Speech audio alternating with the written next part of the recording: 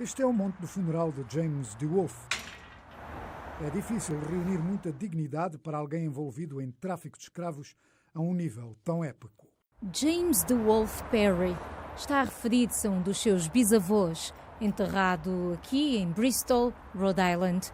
Katrina Brown, a sua prima, também é descendente direta da família DeWolf. James DeWolf and his extended family. James DeWolf e a sua família extensa trouxeram mais de 12 mil africanos escravizados através da passagem do meio e é provavelmente responsável por cerca de 500 mil de pessoas que estão vivas hoje nas Américas, descendente daquelas que cruzaram em seus navios. A passagem do meio refere-se à viagem marítima de navios da África Ocidental para as Índias Ocidentais. Uma das grandes ironias de Rhode Island é o facto de que somos fundados sob a liberdade religiosa, mas logo entramos e dominamos a escravidão dos seres humanos e do tráfico de escravos africanos. E até mesmo igrejas estavam envolvidas. A igreja, particularmente em Rhode Island, lucrou diretamente com o tráfico de escravos. Mas de uma maneira mais direta, nós possuíamos escravos. Nós tínhamos clérigos que possuíam escravos. Nós tínhamos escravos que pertenciam ao missionário.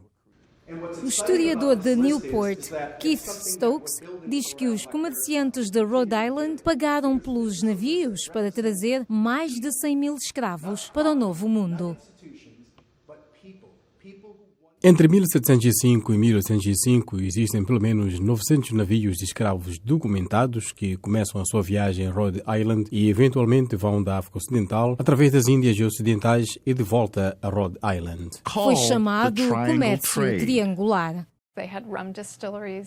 Eles tinham destilharias de rum em Bristol e levavam rum principalmente, assim como outros bens, para a costa oeste de África para negociar por homens, mulheres e crianças que eram trazidos de volta para serem vendidos em leilão nas Caraíbas. Isso foi principalmente em Cuba ou no sul dos Estados Unidos, em portos como Charleston, na Carolina do Sul. O comércio de escravos tornou-se uma espinha dorsal da economia americana.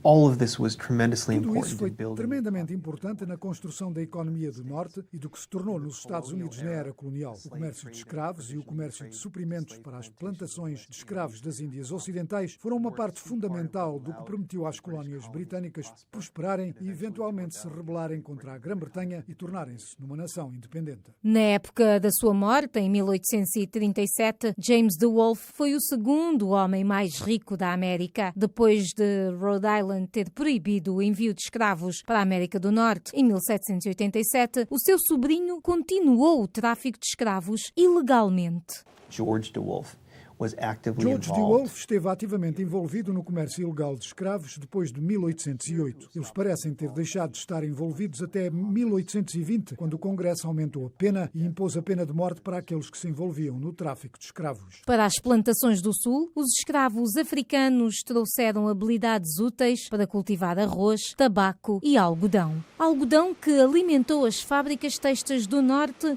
inclusive Rhode Island.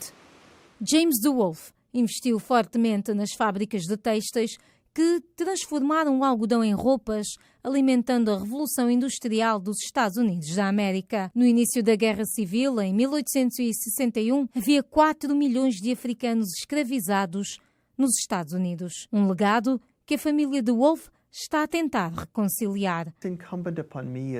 Cabe a mim, como alguém com esse tipo de história da família e conhecer essa história, falar sobre o que a nossa família fez e ajudar outras pessoas a estabelecer a ligação com a forma como as suas famílias estão conectadas à escravatura. Se enterrarmos as partes escuras de uma história familiar, se enterrarmos as partes escuras de uma história nacional, vamos começar a presumir que coisas como essas não aconteceram e isso vai distorcer muito a nossa compreensão de como chegamos aqui hoje. No cemitério de Bristol, Katrina encontra o túmulo de um dos 2 escravos da família de propriedade de James DeWolf.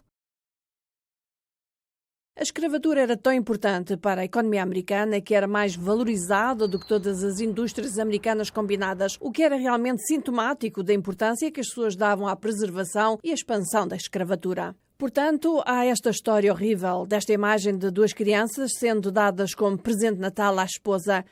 Ela chamava-se Adjoa. Esta é uma reportagem de Chris Simpkins, da Voz da América, em Rhode Island.